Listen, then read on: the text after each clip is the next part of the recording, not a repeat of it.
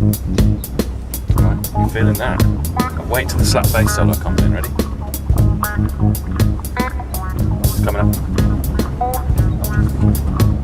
It's coming up now. Maybe it's on the other side. Hang on.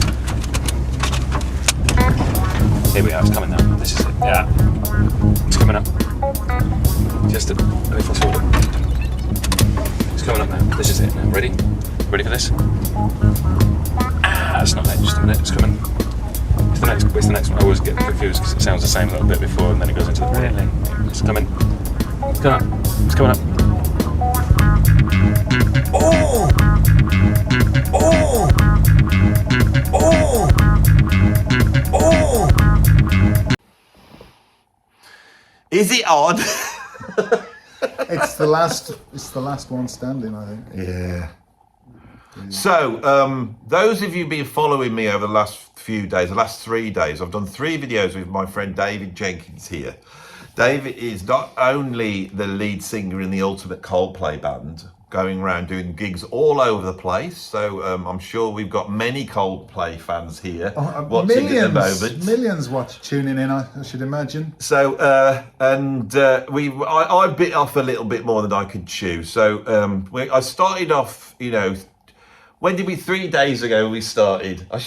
Yeah, something like that. Yeah. Right. So basically, I'm onto one camera now. Batteries have run out, but I really wanted to do this one because this was the one I left to last because I was looking forward to it. Because Dave's going to go through his favourite jazz rock albums. Now, why should he do this? Why should he be accorded such a privilege to come on my channel and do such a thing? I'll tell you why, because you actually have a channel where you do this full time, don't you? Could you tell him a little bit about your channel? So my channel is called The Vinyl Vulture. And on that channel, I talk about record stores, the records and the music and whatever stories and things come into my head at the time. And yeah, just kind of sharing my love of vinyl. It's one of my favourite YouTube channels because Dave goes to these record fairs. You see him go, he goes up and he brings the stuff home and he goes through it. And there is always surprises, there's interesting finds. And on the 2 videos we've just shot, there's been some classic albums, but some interesting finds as well that I want to go out and listen. So I'm sure you will. So this is great. But of course, jazz rock. This will get the least views in the trio. Are you sure? I thought this would be the big one. No, I mean, even though it's my favourite thing. Loads of females tuning in. They love. In my experience, women love jazz rock.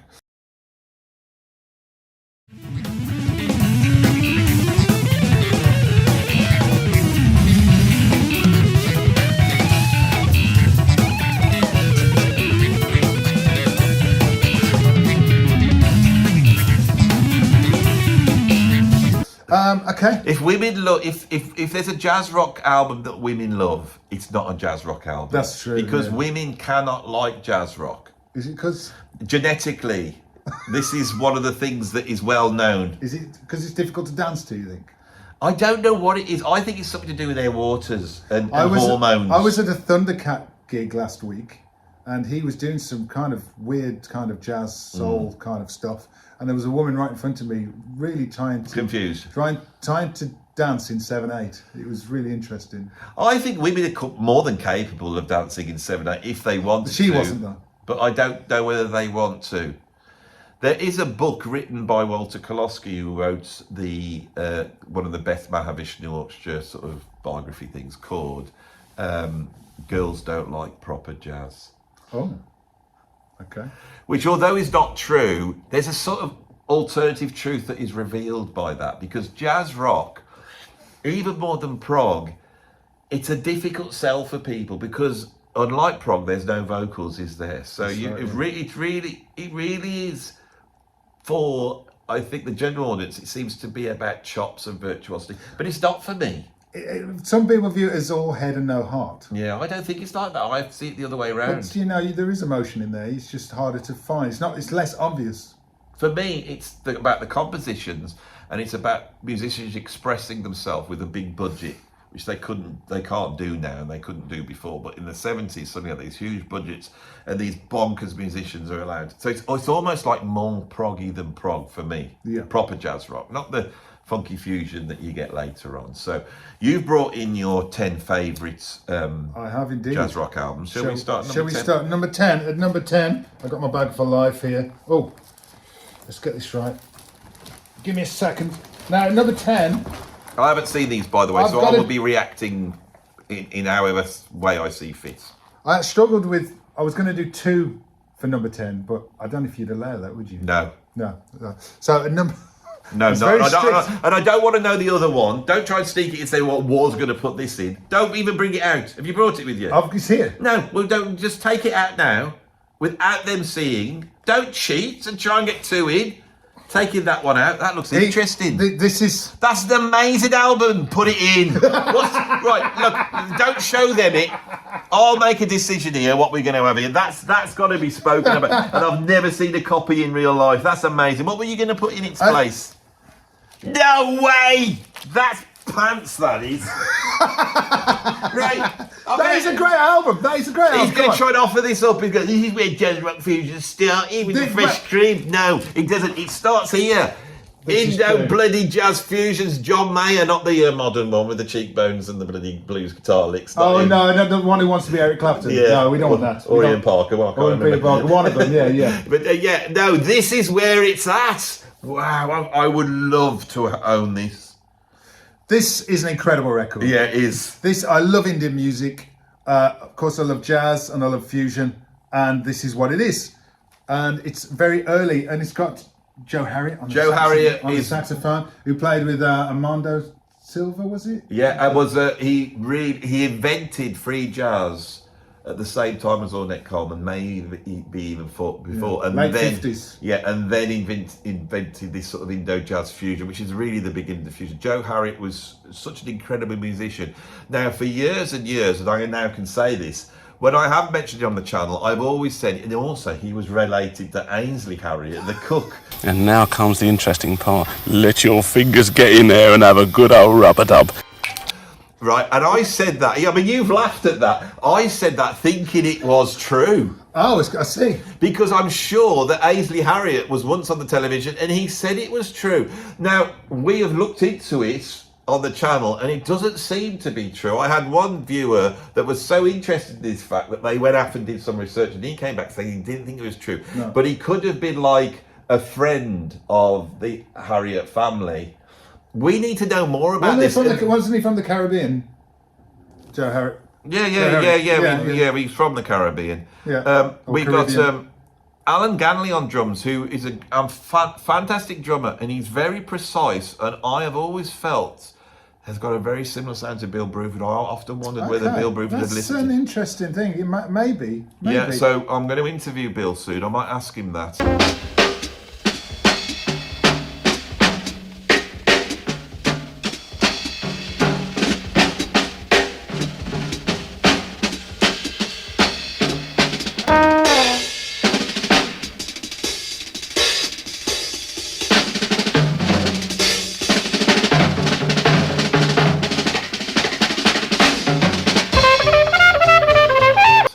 And also we've got Pat Smythe, who was also the guy that really brought Alan Holdsworth into the...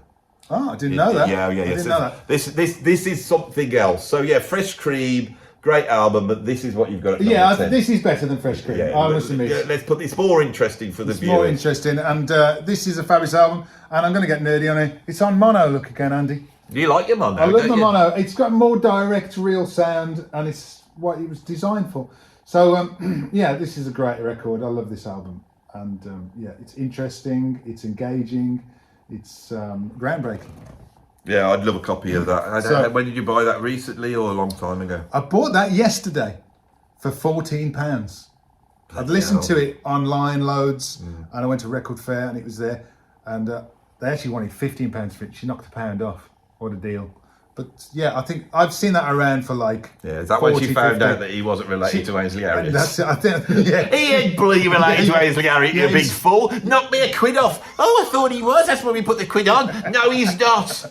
Has anybody out there got any contact with Ainsley Harriet? Can we get him on the bloody show? Because I think I bet he's got amazing taste. So we could have the top 10 albums, and then at the end we could find out the truth about it. Because I'm sure Ainsley, if you're watching this, I'm sure you said on some daytime programme, and I was the only one interested probably watching it at that time, you know, amongst all the housewives just wanted to know about your vol-au-vents or whatever. You know, it's like even they go, oh yeah, I had this uncle, he was quite a famous jazz saxophonist called Joe Harry. I thought, bloody hell, Ainsley Harry, Joe Harry. It all makes sense, they got the same name. That's amazing, you have that. Yes, thank you.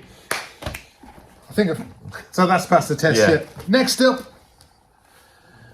I'm glad you're a big Jack Bruce fan, I'm aren't you? a huge Jack Bruce fan. He's one of my heroes. He's one of my favourite musicians, if not my favourite musician of all time. Of course, he's most famous for being in Cream, which a groundbreaking band, but I actually prefer his solo stuff. And this is my favourite album of his solo years. And it is a jazz rock, forgotten jazz rock classic, I believe. It's got elements of blues and kind of folk in there as well. And it's incredible. The pavements of gray. It's Jack Bruce. What a wonderful singer, wonderful bassist. So we've got Jack, he's singing on here as well. Jack does pretty much most of the stuff on there, apart from the drumming and guitar playing.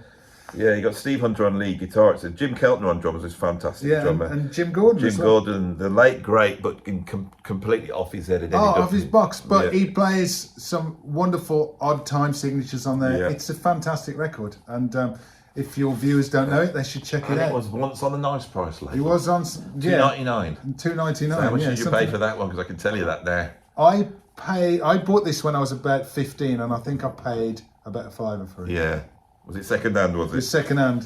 Because this was I remember. It has got the original sleeve in there somewhere. As well. Oh, yeah. It has, but also, you provided that. I may have provided that at some point in time. Oh, that makes sense, yes. So it wasn't, I think it's on Polydor record. I've missed out on Jack Bruce's solo albums. The only one I've got is Things We Like, the one with John McLaughlin on, which is a very rare one. I've got that too. That's a difficult one as well. I like that record. Yeah. Dick Hextall-Smith. Yeah. I like that record. And John Heisman. That's right, yeah. Yeah, I've actually grown to really love that record. But it's quite a way out jazz album. It's a way out jazz album. It's got Over the Cliff and Statues. I think they're great songs. And there's some live versions somewhere as well. Not with McLaughlin though. No. And what do you think to the Tony Williams Lifetime with the Turn It Over album? I like that record. It's a difficult record. Again, have you heard the Bill Laswell remix? I haven't, no. If you go online and put it in, because they wouldn't release it in the end. Bill Laswell got the master tapes and remixed it.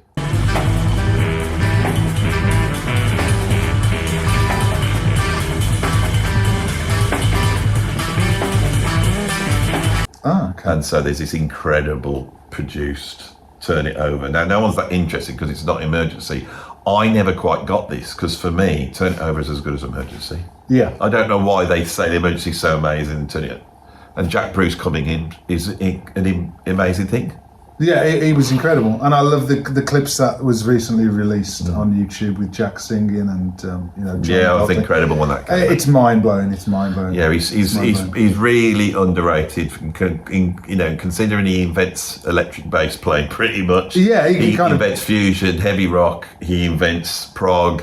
And brings so many musicians to the fore, and he's such an incredible player as well. Yeah. It's like I've got fusion albums of him with Alan Holdsworth, and he's playing like incredible. Yeah, I mean they did albums together. He's on Road Games. He sings beautifully. Yeah. His voice is it's to die for. His voice and plays piano wonderfully, and so I'll talk about Jack Bruce all day long. So So I'm glad you represented him on the channel. I haven't done that enough, you see. So next up. Here we go. It's one of your favourites. Interesting, Apocalypse.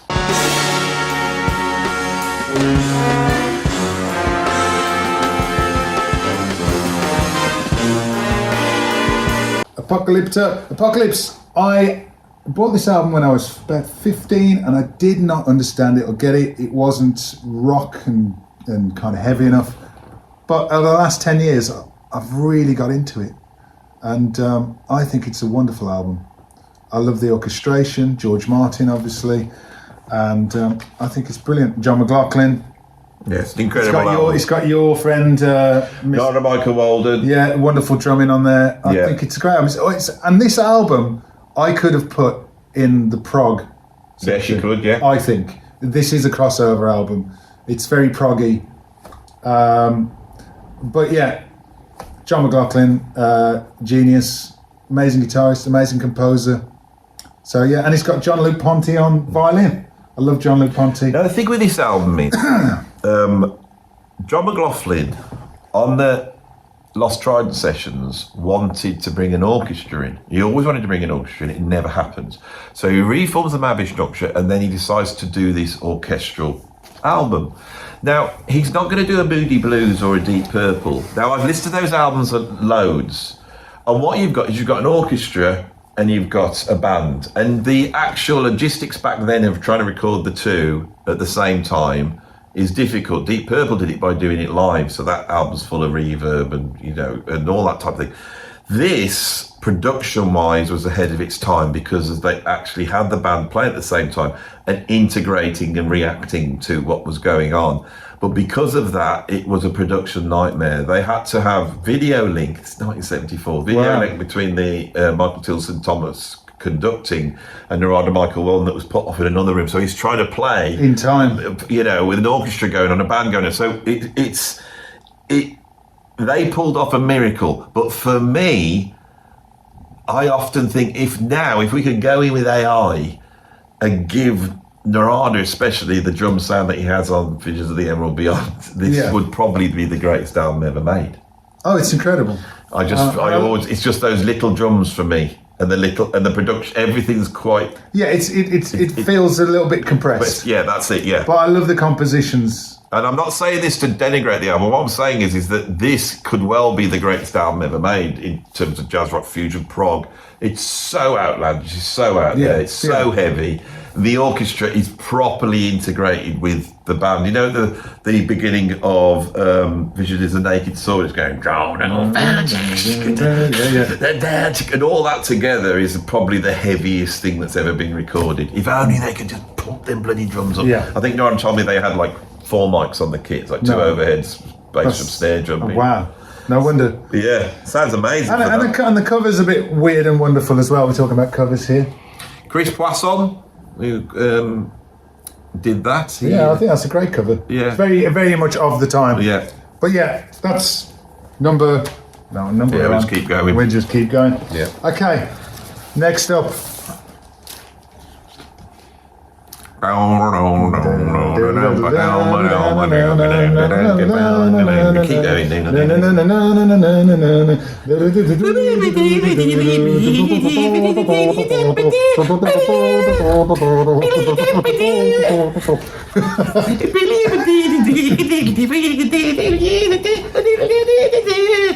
You know, the bit where I love this is the bit where you got Chester Thompson on drums, and he's a great drummer. Yeah. But then they also did a take with Narada Michael Walden, and they kick over to Narada. You know, the bit you suddenly go, it's slightly bigger, isn't it?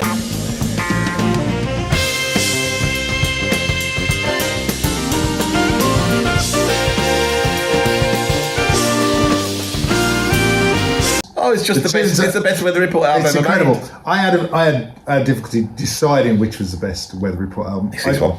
I do. As much as I love Jaco, the later Weather Report stuff, too much Joe Zawinul with technology. Yeah. They should have tied one of his hands behind his back or something. It's too much.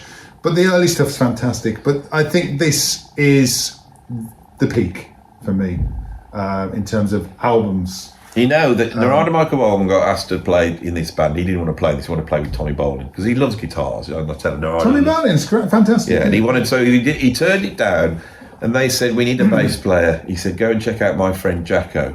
Now, Zawinul said, "I met Jaco. I think I met him, but it was Narada that suggested they get him in."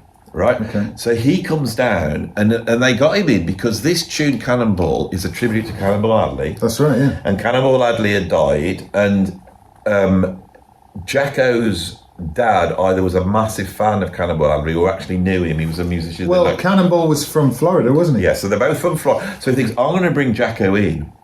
So Jaco comes in, he starts running down the track. Zawinul stops him, and he says, "Stop playing that shit all over my tune." Narada told me this. Wow. Stop playing that shit all over. And he said at that point that Jaco was born. Yeah. Because at that point he realised he couldn't just do all his tricks. He had to go beyond that. Go musical, yeah. And so you're not just hearing the emergence of Jaco on this album. This is where he's presented to the world. Although it's really done on Land of the Midnight Sun by Alvin Miola. And I love the horn-like quality he gives to his bass part at the beginning of Cannibal. It's like almost like something Miles would do on Kind of Blue and those records. And I think that's what Jaco realised at that point, and then suddenly that's what suddenly came out, rather than all the harmonics and tricks or whatever he was supposed to be doing at the time. Yeah. Elegant People by Wayne Shorter, absolutely fantastic. I saw Wayne Shorter live years ago and it blew my tiny mind. So yeah, I love all the guys on this record. I think this is the best Weather Report album. Yes, you're right. That's a brilliant album. I this could be my top 10, Okay, so next up, and being a bassist, a one-time bassist, I thought this had to be in here.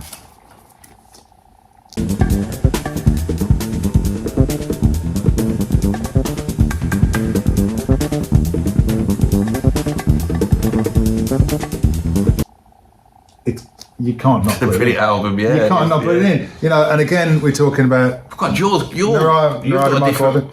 Is this a new copy? This is a of copy. I bought this about a month ago. Look at that. Mine's not like that. Mine's great. About a month ago, and it sounds amazing. Of course, it's got Donna Lee on there, where he's doing the Charlie Parker tune with the congas, which got a Cuban kind of vibe.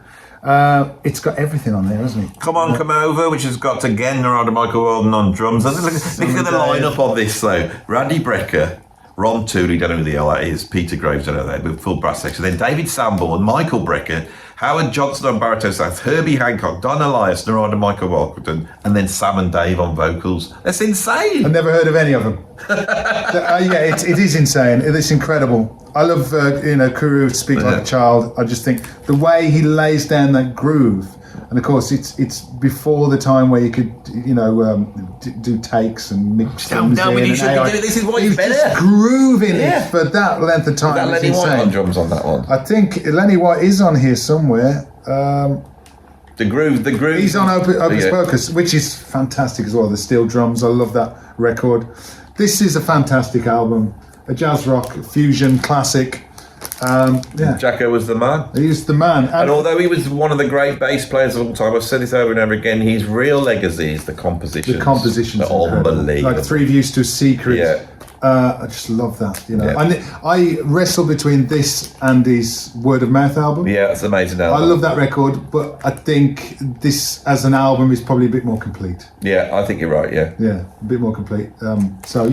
And there's, of course, on Word of Mouth, there's covers on there and things like that. Yeah, and also it's a massive band, and again, it's a little bit thin, I feel. The bass sounds a little bit thin for some reason. But they got a lot, back then they got, a certain amount of tracks, they got a certain amount of time, and it's people playing them at the same time, so they have to EQ things down to try and, But I think this is the one, and the bass tone is to die for, so...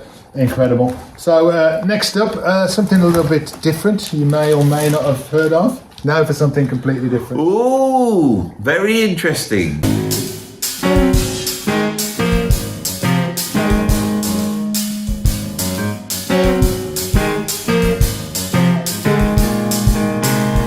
So I've got e.s.t, Espion Svensson Trio live in London. Do you know it? Cool. Yes, I don't know this album, but I had. So there he is. I had another e.s.t album at the time. They changed jazz in a way, and a lot of the stuff you find on YouTube now, when you see these groups that are out there, like the Starkey Puppies or the sort of Dirty Loops, although they're far more commercial than this, this was like a band. It was like, rather than having you've got like, I don't know, Joe Lovano, and he does an album and he's got a bunch of musicians, and then you buy a Schofield album. This was a band, wasn't it? This was a band, yeah. And it seemed to be more like a band. It seemed to occupy the space of a band. And I think then you get the band plus, and now we get this, I think you're right. These are really innovators. Influential, yeah. Really influential. Not shouted about enough, I think. No. A little bit forgotten. But he died, didn't he? He died in 2008 from a scuba diving accident, tragically. A wonderful composer, wonderful musician. They all are.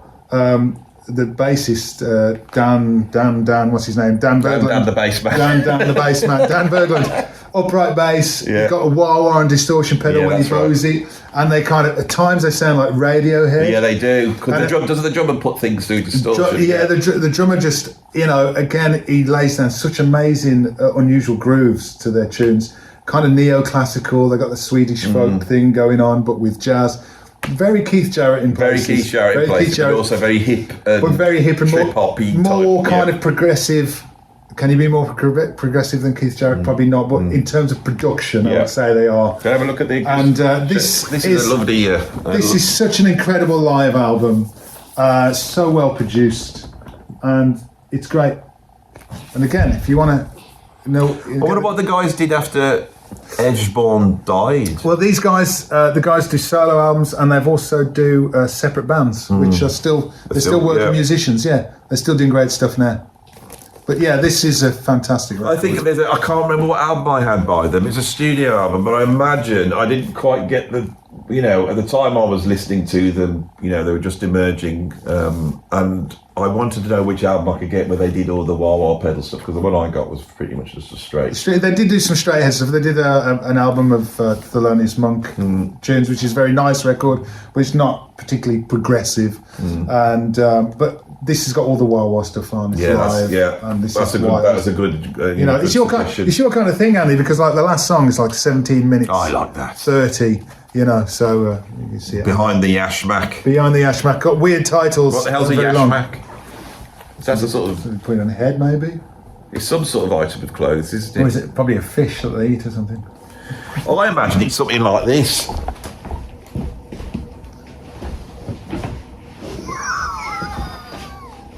Can we turn around and see? No, this? I'm coming Are you back coming in. over? Are you? Yeah. He's coming back in. This is like conceptual continuity, because anybody. So if I was behind the Ashmack, would I then be? Yeah, let's recreate it Like that? Yeah. That looks a bit creepy though, doesn't it? No, it looks very. It looks quite friendly. So yeah, e.s.t. Esbjorn Svensson, great band, great album. Right, moving on. Whoa! I love this album. Right, I'm gonna take the sleeve off because the price tag's on. I don't want people to know how much I've paid for it. There we go. Thrust by Herbie Hancock and the Headhunters. There we go. Keep it holding there. Keep it going. He's lost his Yashmak. Are you ready?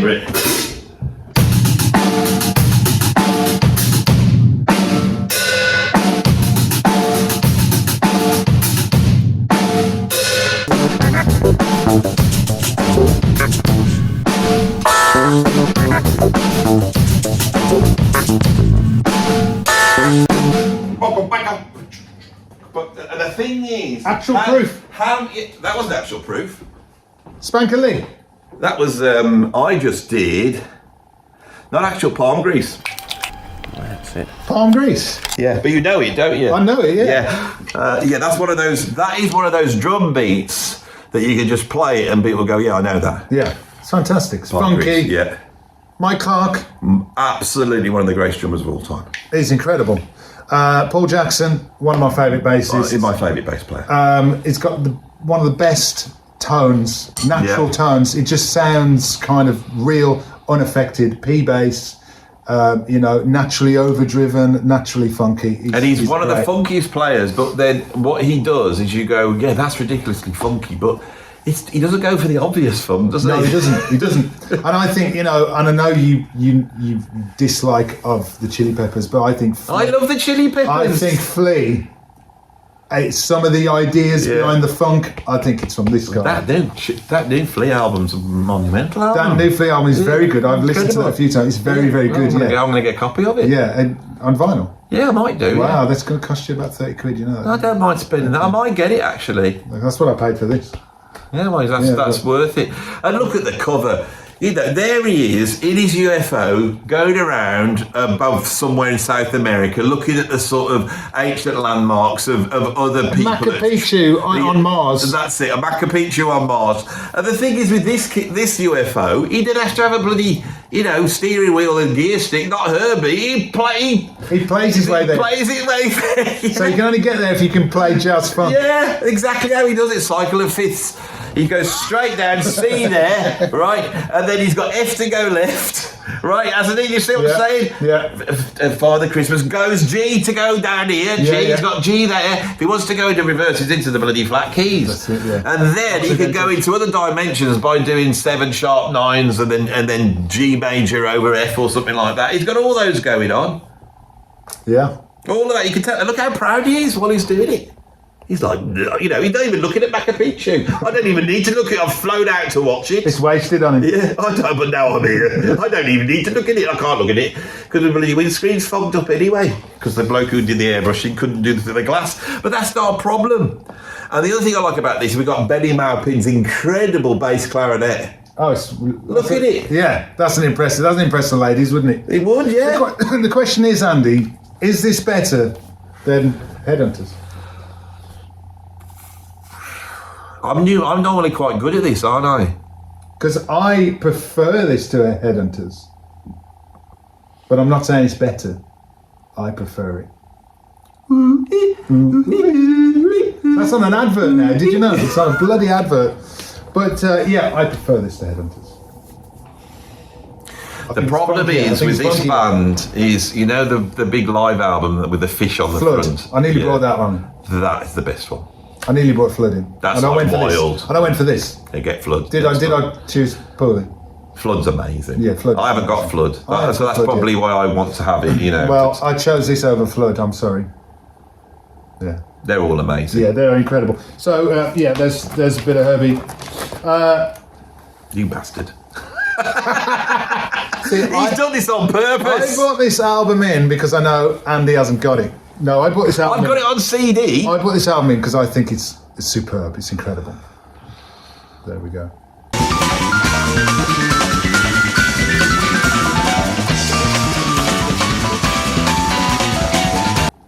Where have I known you before? Right, so I've got Return to Forever. It's pathetic, really. I got the first one on vinyl. We're talking Electric Return Forever. I've got the first one on vinyl. Where have I known you before? I've got on CD. When I was a kid, you just couldn't get it on vinyl, and then they brought it out on CD, and I've never liked the sound of it. I've always wondered whether it's the CD that sounds rubbish, so I've always wanted to hear the vinyl. No Mystery I haven't got a copy of. I know it, I played it. I used to have a copy of it on tape. I haven't got a copy of that, and then Romantic Warrior, because I've got a copy of that. This one, I really want on vinyl. So I go into this, and I've talked about it on a recent video, which you obviously watched. I went to a record fair up in Wolverhampton. This bloke had got it. I said, how much do you want for that? It wasn't like in nice condition like this. And he goes, well, let me have a look. And he goes on his phone, calls back, I'll let you have it for 40 quid. That's a good price. I always tell you it's a good price. And I thought, no, it's not. It's not worth 40 quid, mate. So how much do you pay for that? It's not a 40 quid album. This is a £10 album. I bought it off a guy at the record fair last week who actually told me that he'd seen Return to Forever, My Vision Orchestra and Weather Report live at the time. Wow. And we had a little bit of a convo about all this kind of period of music. So now, because I'm me, right, the other day I interviewed Al Di Meola.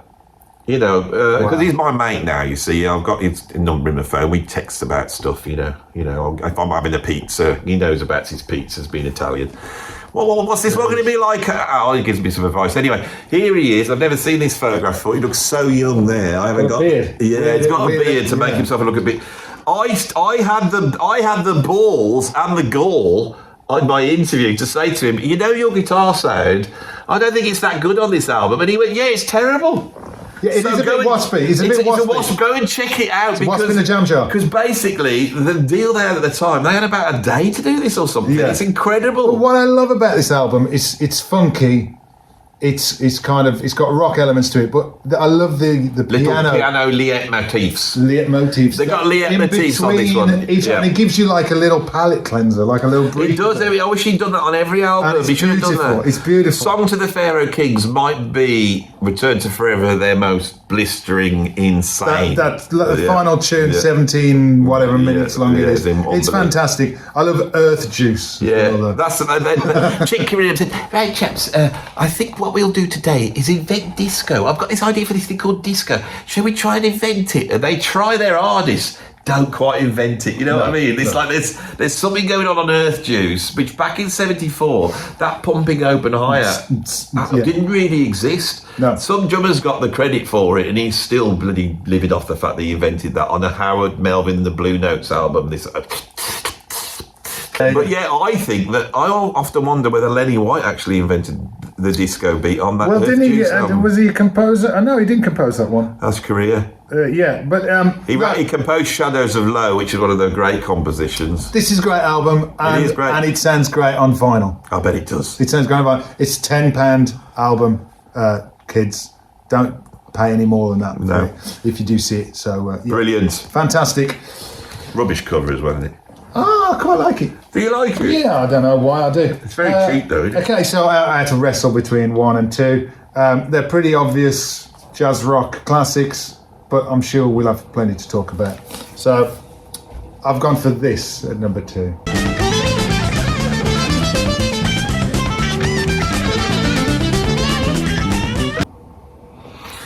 Why? Why is it number 2? God. I haven't got this on vinyl anymore. Now, the copy I had on vinyl, because I know this album so well, mine was shiny. Yours is Mine's more the original. buff. Mine's the original. This is the original, is it? So I'm going to tell you a story, because albums... Because we don't need to talk about this. I've got old videos. Albums on and this. records have stories for me. So when I was a kid, I was getting into music, and my dad was a musician. And back in the early 80s, he sold all his albums because he was skint. He got no money. So he would tell me about music because there was no way to hear it on YouTube. The radio said it wouldn't be playing this. And so he would tell me about music, and he told me about My Vision Orchestra. So when I was 13, I went to a record shop, and I said to the guy, "Have you got any My Vision Orchestra?" And he asked me, he said, "What? Have you got any My Vision Orchestra?" I said, "Have you got any My Vision Orchestra?" He said, "Well, I have, yeah." And he said, "Why?" I said, "God, I want to buy some." And he wouldn't sell it to me. And I said, "Come on, I want it. He said, "Okay, you can have it." And he sold me this for £2.50. That one? Yeah, this very one, for £2.50. Original I was copy? 13, right, for £2.50, right? And I took it home, so I didn't know what to expect. My dad's like buzzing, you know, because it reminded him of his youth when he used to smoke a lot of jazz woodbines and stuff. And I put it on, and it blew my tiny mind. Yeah, same as And I still absolutely love it. Same here. I still absolutely love this record. And this is my original copy. And what's funny, this was an old album at the time, but I've owned it longer than the previous guy did. This album, right, I bought this, my mum actually got me a copy. It wasn't like an original copy like this. So all the differences really, because I would just look at this album, try and get as much information. There's nothing inside there, they're just an old CBS in a sleeve. So this is a Columbia as well. Columbia, yeah. So it's an original, yeah. then they brought it out on CD.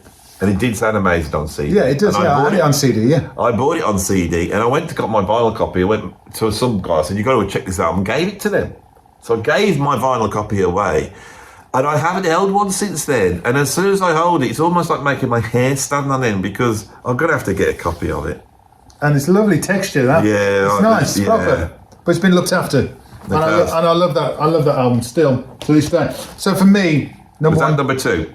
For me, the number 1 jazz fusion album is the first jazz fusion album I listened to and got into. This is my dad's copy. Hang on, mate. You know what we're going to do at this point, don't you? Okay. Eddie, I forgot to do this on the problem. I think it just flew. Well, you could edit it in, couldn't you? Right, so number 1.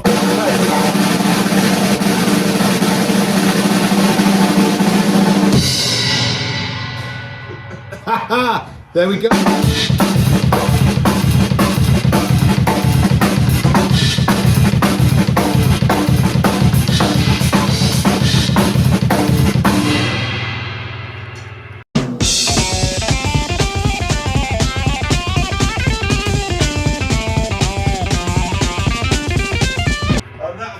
Opening beat to Yes. Quadrant 4. Bloody hell. Why does it have to be this one? We're going to edit that out, I'm sure. Yes, quadrant. What is it? Quadrant number 4. Quadrant 4. Quadrant 4. I never noticed the 4. We just call it quadrant. So yeah, this is my favourite jazz rock album. It is more kind of direct and rocky than Birds of Fire, I think. You know what I think? It's more straight ahead. With my knowledge of jazz rock that I have, probably the greatest knowledge of anybody on the planet, I would imagine now. Being in the position I am as being the overlord, custodian of jazz rock now, I would say. the grand wizard of jazz rock. I've been told this by many jazz rock legends. You're the custodian of it. You're protecting it. You're cherishing it in your little hands, right? Responsibility. Mavish comes out. Everyone starts to copy the Mavish It returns forever. You know, all this weather report get a bit funky, blah, blah, blah. Billy Cobham, still in the Mavish he's got an idea. And that's the leather of the chair, if you can hear that. Yeah. Nice. Because as I leant back and you looked at me, I thought, what's that? What did Danny just break? Because you're that age, aren't you? Yeah, but it's not. That was leather. Right, so this album, the genius of Cobham of going, what if we had jazz rock, but it had a touch of funk in it? That's the first bit of genius before Headhunters, before anybody. Before Weather Report, this is where the funkiness comes in, Billy Cobham. But also, what about the genius of going and getting Tommy Bolin? What if we got a rock guitarist? To play jazz? Yeah, someone who could actually play like Hendrix, not like John McLaughlin. Yes, with the blues and Yeah. kind of a rock attitude, Clapton, Hendrix, Beck kind of approach with jazz and funk. Yeah, I've done a whole video on this. Now, the great guitar player Ray Gomez, we chat, he rings me up and we've had a chat about this, and he feels that in the mid-70s, this and then Ray came in, these guys could play with the exploratory fire of jazz, but they also understood what Hendrix had done. And I think what Hendrix did, especially on Machine Gun, you know that guitar solo? Yeah. That for me is jazz rock. Band of Gypsies. Yeah. Band of Gypsies, jazz rock. And I think Billy understood that. So for me, I started to think this well could be the landmark, the watermark, or whatever sort of mark it is. Marks and Spencers, I don't know. Not skid mark, though. Not skid mark. No, the high watermark. High watermark, yeah. This could well be the high watermark of jazz rock. Also, but this never been surpassed by anyone. I mean, album cover is great. Yeah, lovely. Fantastic. There's Billy. Bit of psychedelia. Two Billies, in fact. Two Billies, yeah. There we go. But also, shout out to Ken Scott production. It's I met superb. Ken Scott. I do know. I saw that video. It's very, very cool. But I think the production. I think that's part of it. Ken Scott just nails it. He nails it. Cobham on is one of the first double bass drum players. There's a lot going on at that time, and if you listen to the production on Birds of Fire, it's such an upgrade from In the Mountain Flame. It's incredible. Yeah.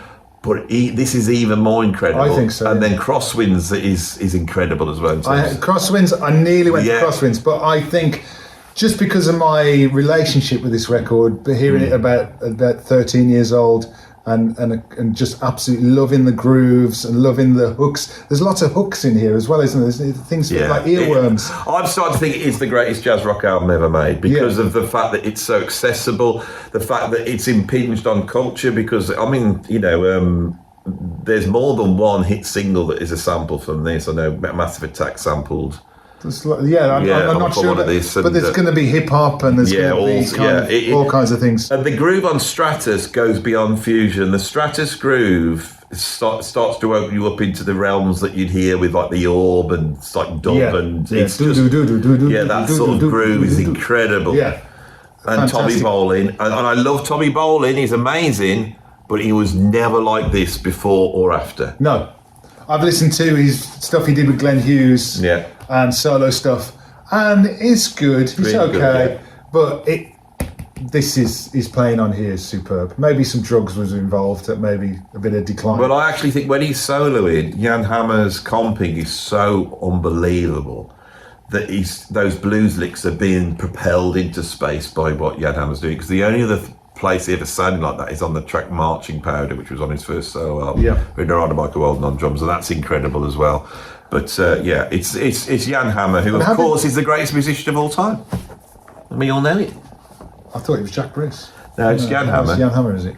He must have done something with Jack Bruce. There must be an album of Jan. There's got to be something. Come on, we must have in our knowledge of music. When did Jack and Jan together? There must be one. There's got to be a 70s crossover. Well, Jack played with McLaughlin in the late 70s, but I think maybe... But Jan wouldn't play with him after 73. They'd fallen out by then. So maybe they just had a pint together, maybe. Yeah, I'm trying to think. There's got to be a Jan Hammer, Jack Bruce album out there somewhere. Even just a jam. What, Jeff Beck, perhaps? Is he? He's not on any. Well, No. He put together a super group at the end of the 70s, Jack Bruce did, with Billy Cobham on drums, and they did a lot of touring. I think John McLaughlin played some of those gigs as well. They did a band which was Stu Goldberg, That's the one. Billy Cobham, Yeah. Jack Bruce, John McLaughlin, and then they didn't record anything, sadly. But the audio, bootlegs sound superb. Do they sound good, do they? Yeah, they sound good. Like touring in like Sweden or something. Yeah, why do they not record that? And then band after properly? he put a band together with Billy Cobham, David Sanchez, and Clem Clemson, but the album was a bit iffy. Yeah, I was listening to that the other day, hoping it would It's give you an idea what that band was like. No, it wasn't great. And some of the live shows were good, but it was, I don't know, it wasn't quite what it wasn't the jazz fusion heaven that you would think it was. Yeah. But yeah, this album is just a fantastic record. In fact, this should have been in my top 10 favourite albums all the time. But you know, Sometimes you've got to spread it out, haven't you? You've got to spread it out. You've got to spread it out. So that has been 3/4 of an hour of absolute fun. Thanks for coming over. We'll do a lot more. I think I'm going to, he's in my gang now, David. He's in my gang. And the only way to get me in my gang properly is by you lot now going over to the link that's found below, or tell them about what your YouTube channel is. it's called The Vinyl Vulture, and it's about record collecting, it's about music, it's about record stores. Yeah, that's the whole shebang. And of course, I don't know if you mentioned this, but you also, your main gig is singing for the ultimate Coldplay. Singing tribute band. Coldplay tunes, which I enjoy. You know, jazz and fusion's my thing. Are you out doing any gigging with them this year? All the time. So all the time. what gigs you got coming up? Any abroad? Yeah, we're going to Cyprus, and we're supposed to be going to Dubai, but you know, who knows? So yeah. Can you give us a Coldplay tune to finish with? If I get you an acoustic guitar. Yeah. That was the best yeah I have ever heard. Yeah. You can tune this one. I can never quite tune this. Okay. Have I got to tune it live on air? Yeah, of course you have. What is that? Okay. But you're all looking forward to this, aren't you? You can't wait. You go. Look at the stars, look how they shine for you, and all the things you do, they were all yellow. I came along and wrote a song for you, and all the things you do, and it was called Yellow. So then I took my time. Oh, what are the things you have done? You are all yellow. Sing it together, folks. Here we go. Your skin, oh yeah, your skin on turned into something. Oh, and you know I love you so much. You know I love you so much. Oh yeah.